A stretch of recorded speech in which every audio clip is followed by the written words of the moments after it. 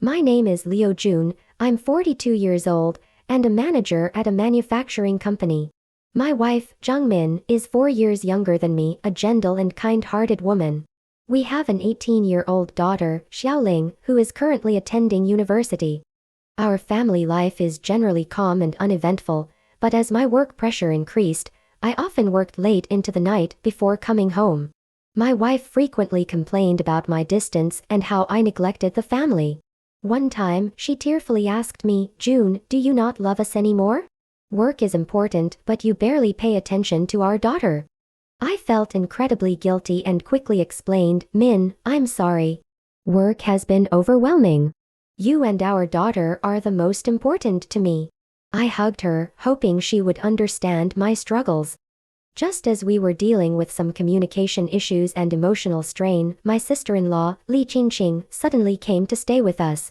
Qingqing is 27 and had just quit her job in another city. She mentioned she was looking for work in our city and asked if she could stay with us for a while.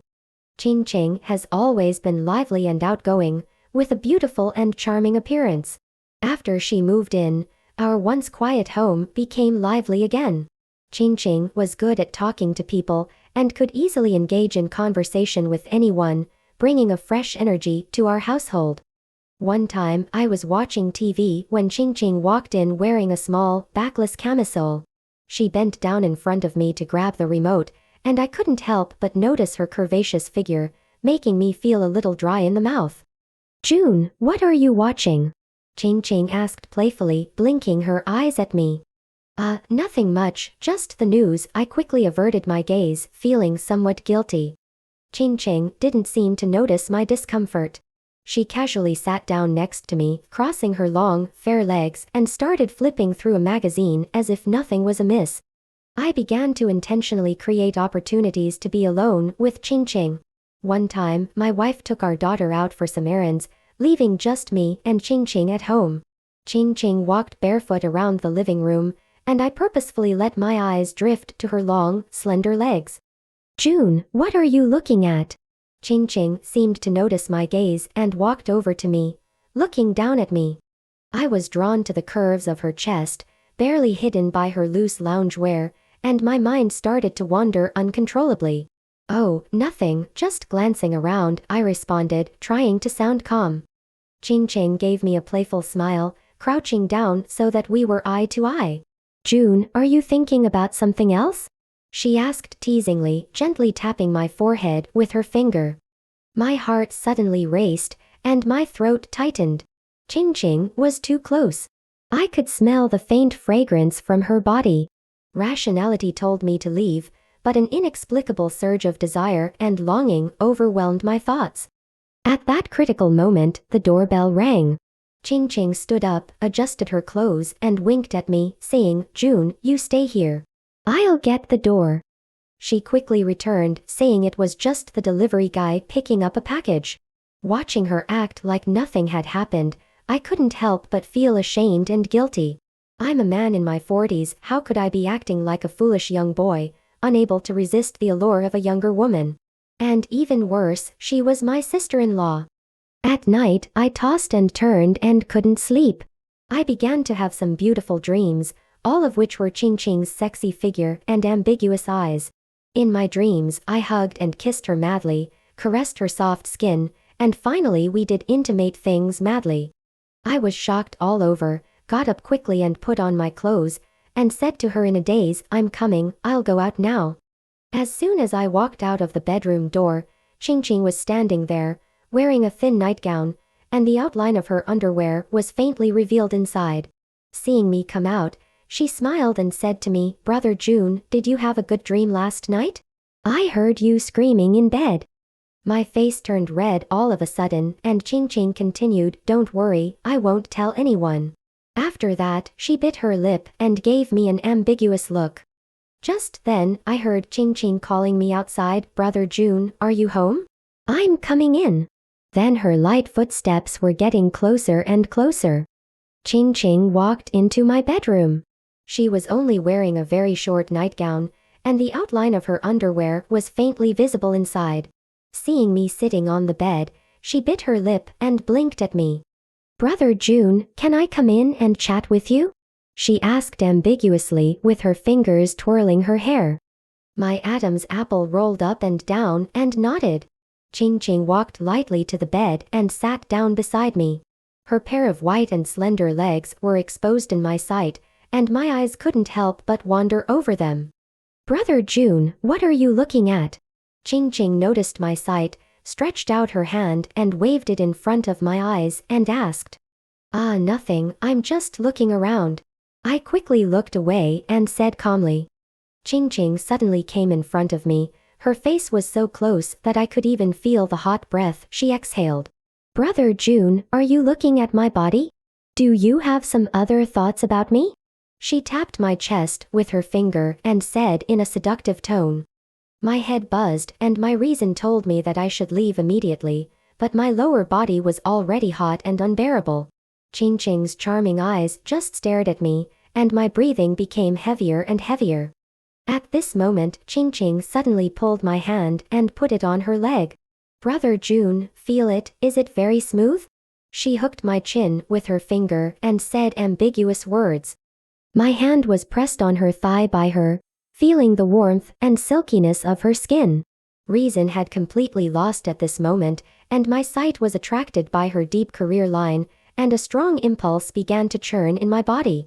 Seeing that I did not resist at all, Ching Ching slowly moved my hand to her waist, and then moved it to her back.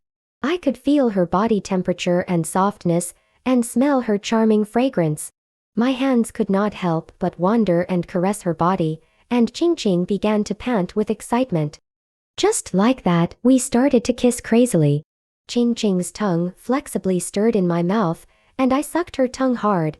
We hugged each other tightly, my hands wandered all over her body, and she responded to me enthusiastically. At this crazy moment, I suddenly heard a knock on the door from outside. Ching Ching immediately jumped off me, tidied up her messy dress, and gestured to me, signaling me not to make a sound. Who is it? Ching Ching asked in a calm voice. It's me, Xiaoling. It was my daughter's voice. Ching Ching glanced at me, and I quickly covered my mouth, fearing that Xiaoling would find something strange. Xiaoling, why are you back? Where's your mother? Ching Ching said while tidying up her hair. Mom had something urgent to do, so she asked me to come back first. Xiaoling said outside, Auntie, are you in there? Can I come in? Ah, no, don't come in first.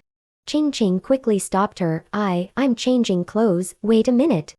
At this critical moment, I suddenly heard my wife Zhangmin's voice coming from outside. Xiaoling, don't go in and disturb Auntie, we're going home. Ching Ching gave me a reassuring look, and I finally breathed a sigh of relief. At this moment, Ching Ching suddenly came to my ear and said in a voice that only the two of us could hear, Brother June, our business is not over yet, and we will have a chance to continue soon. When the time comes, you must serve me well. In the next few days, Ching Ching always used various eyes and body hints to seduce me. As long as she walked into my sight, I would feel hot all over, and waves of impulses came from my lower abdomen. A few times I was almost teased by her and lost my mind and threw her to the ground on the spot. Finally, on a dark and windy night, I could no longer control my inner impulse and desire. At that time, my wife and daughter had already gone to bed. I opened Ching Ching's bedroom door and found her topless and dressing. Brother June, you are finally here. Ching Ching turned around and said to me with a smile. In this way, we began a taboo but addictive relationship. During the day, we got along as if nothing had happened, but at night, I would sneak into Ching Ching's room and enjoy the pleasure of love with her.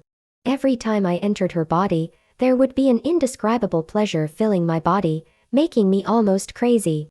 Ching Ching's young and hot body always made me hungry and unable to stop. I began to become addicted and obsessed. Sometimes even when I was working in the company, I would involuntarily think of the scene of indulging in Ching Ching.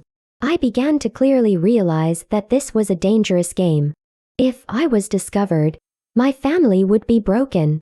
However, I just couldn't control myself and was greedy for the ecstasy. Just as I was immersed in the guilty pleasure of this affair, an unexpected incident happened, which made me suddenly wake up and realize that I was playing with fire and getting burned. That day, I sneaked into Qingqing's room as usual. She had been waiting for a long time, and when she saw me come in, she took the initiative to hook my neck and kissed me passionately. We quickly stripped each other's clothes and began to roll wildly on the bed. Just when we were entangled at the most intense, the bedroom door was suddenly knocked open from the outside. I looked up suddenly and saw my wife Zhang glaring at us with eyes as fierce as a beast. Behind her was my daughter Xiaoling, who was now wide-eyed and terrified. "You beast! You actually cheated on your sister-in-law!" Zhang roared, pounced on me, and slapped me hard in the face. I was stunned at the time, and Qingqing also panicked and tried to cover her body with a sheet. Xiaoling covered her mouth and looked at us in disbelief. "Mom, what are you doing?" Xiaoling asked, crying. Zhang glared at me fiercely and said to her daughter, "Xiaoling, you go out first. Mom has something to talk to your father alone." Xiaoling hesitated for a moment, but still left obediently. There were only 3 of us left in the room. "You bastard! I knew you were acting weird recently." Zhang yelled at me angrily, "So you cheated on my sister? Do you think she is young and beautiful, so you want to hook up with her?" "Shut up!" Zhang pushed Qingqing away fiercely. "I was really blind to let you, a slutty bitch, into my house. Don't you just want to seduce my husband?" "Shut up! I would rather my husband be a complete beast than be cuckolded." Zhang eyes were full of anger and humiliation. "I wish I could kill you 2 dogs right now." Qingqing was trembling with fear and curled up naked. I lowered my head, feeling extremely ashamed. Zhang suddenly walked to the bedside table, picked up a fruit knife and pointed it at us. "You will learn the consequences of betrayal." She gritted her teeth. Qingqing and I were terrified and quickly knelt down to beg for mercy. "Sister, don't be impulsive. We were wrong. You can beat us as long as we don't hurt our lives." Qingqing cried. "Mom, what are you doing?" Just then, Xiaoling suddenly rushed in and stood in front of us. Zhang hand holding the knife was shaking and she roared, "Xiaoling, get out of my way. I want to wash away this shame for our family." "Mom, calm down." Xiaoling cried, "You will go to jail for killing people. Do you want to destroy our whole family?" Zhang was startled by Xiaoling's words, and the knife almost slipped from her hand. She stared at Qingqing and me, panting, and didn't speak for a long time. Finally, she threw the knife heavily on the ground and yelled at us, "Get out of here, you 2 dogs. From today on, we are no longer husband and wife. Qingqing, get out of this house too." I lowered my head, feeling ashamed. Qingqing picked up her clothes and put them on randomly and fled away. I wanted to keep her, but Zhang kicked her away. "You bastard, get out of here!" she screamed. In the next few months, Zhang was determined to divorce me and kicked me out of our common home. Xiaoling also avoided me as much as possible and didn't want to see me, an incompetent father, again. Qingqing also left the city, and I could no longer find her. I could only move to a rental house, and every night I faced the empty room alone, painfully recalling the past. I began to doubt my life and whether I had a chance to start over. I always saw the figures of Qingqing and Zhang in my dreams, dreaming that they were either scolding me or tempting me to fall. I often wake up from my dreams, sweating all over, and ask myself in the mirror, who am I? What kind of person am I?